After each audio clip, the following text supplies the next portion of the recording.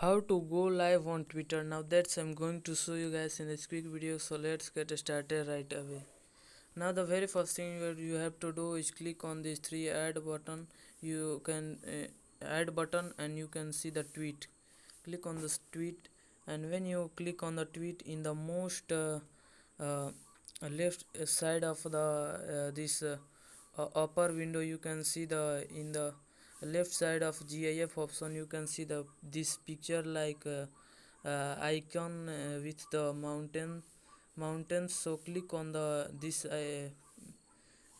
picture, so click on continue, and here you can see the allow. And now when you click on that, you can see the you have to click on this, and then when you click on the this picture like icon, when you can see the camera icon, you can record your tweet, and now you can see the click on the continue and allow.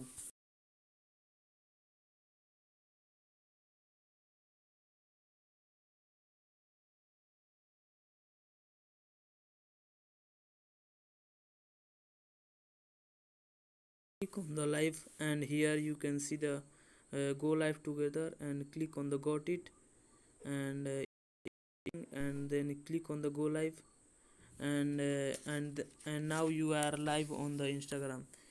So that's it. That's what you need to do to go live on Instagram.